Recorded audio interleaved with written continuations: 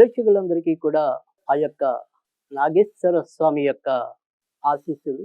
నాగేశ్వర స్వామి అని చెప్పడం మనకు ఉండే ఉద్దేశ్యం ఏంటంటే, ఇప్పుడు నేను చెప్పబోయే ఏదైతే ఒక పరిహారం అనేది ఉంటుందో, అది ఖచ్చితంగా నాగేంద్రునితో ముడిపడి ఉన్నది.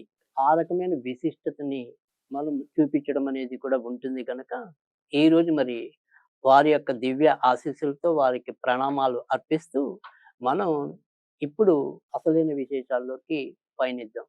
14వ తారీఖు సోమవారం మనకి శతభిష నక్షత్రంతో కూడిన చవితి రావటం అనేది జరిగింది. ఇక్కడ ఎప్పుడైనా సరే నాగుల్ని ఆరాధించడానికి గాని, లేదా రాహుకేతువుల్ని ఆరాధించడం గాని, ఎప్పుడైనా సరే మనకి రాహు నక్షత్రాల్లో సోమవారము, శుక్రవారము, మంగళవారము రాహు నక్షత్రాలొచ్చినప్పుడు అంటే ఆరుద్ర, శతభిషం, స్వాతి. ఈ 3 నక్షత్రాలు ఎప్పుడైనా సరే మనకి సోమవారం గాని, శుక్రవారం గాని, మంగళవారం గాని వచ్చినట్టయితే గనక రాహు, కేతు పూజ చేయించుకోవడానికి శాంతి, సర్పశాంతి మనం చేయించుకోవడానికి విశేష శుభప్రదం అని చెప్పడం అనేది జరిగింది. అలాగే మనకి కేతువు నక్షత్రాల్లో కూడా అంటే మంగళవారం నాడు అశ్విని, మరి మఖ, మూల నక్షత్రాలు మనకి మంగళవారం వచ్చినా, శనివారం వచ్చినా ఆ రోజు కూడా సర్పశాంతికి అనుకూలం అనేది కూడా ఉంటుంది. కనుక మొత్తం మీద ఇంచుమించుగా మనకి 5 రోజులు లేదా 4 రోజులు మనం ఈ సర్పశాంతిని ఎప్పుడైనా సరే ఆ నక్షత్రాలతో వచ్చినప్పుడు మనం చేసుకోవచ్చు. తర్వాత చవితి, పంచమి నాగులకి చాలా శ్రేష్టమైన దినాలు. అలాగే పౌర్ణమి కూడా కొంతవరకు మంచి రోజుగా మన వాళ్ళు తెలియజేయటం అనేది జరిగింది. కనుక ఈరోజు ఏదైతే మరి సోమవారం నాడు మనకి ఏదో ఇందాల్టివన్నీ కలిసొచ్చాయి. చవితి నక్షత్రం రావటం, తర్వాత శతభిష నక్షత్రం రావటం.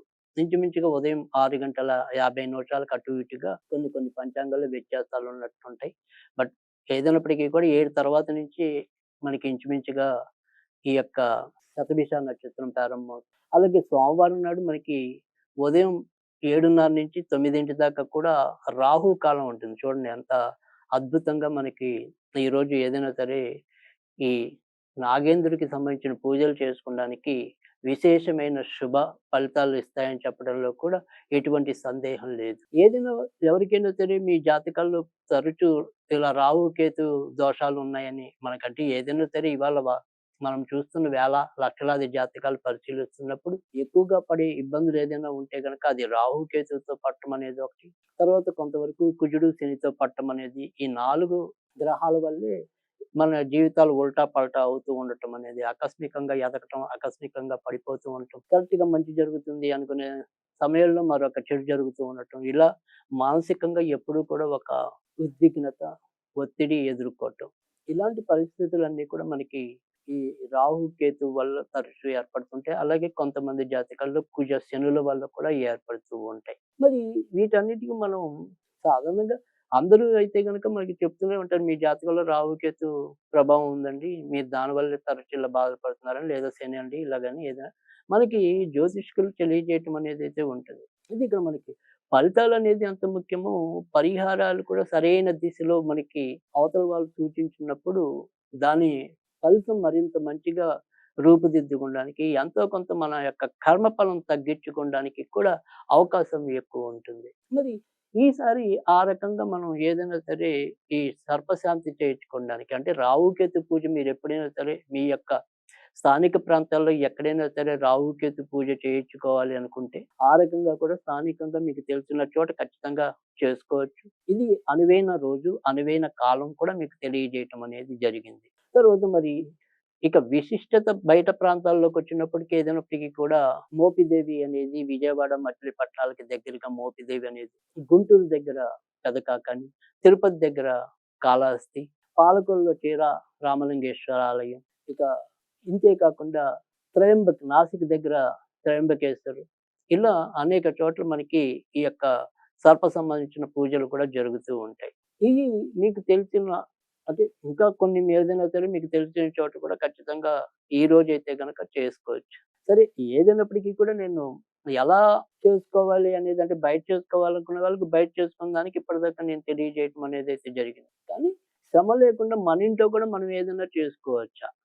ఈరోజు మనం ఏ రకంగా ఈ యొక్క సర్పశాంతి చేసుకుంటే మంచి ఫలితాలు వస్తాయి అనేది కూడా ఒకసారి పరిశీలన చేద్దాం. ఈరోజు మీరు చేయవలసిందల్లా ఏంటి అంటే గనక తేలిగ్గా మీకు ఏదైనప్పటికీ కూడా ముగ్గులు వేయటం మన మహిళలకి చేతైతే గనక ఈ యొక్క బియ్య పిండితో మనం బయట ఎలాగైతే ముగ్గులు వేస్తామో అలా ఒక చతురస్రాకారంలో ముందు ఒక ముగ్గు వేసి వాటి మధ్యలో 2 సర్ప బొమ్మల్ని వేయాలి అనేది కూడా ఉంటుంది.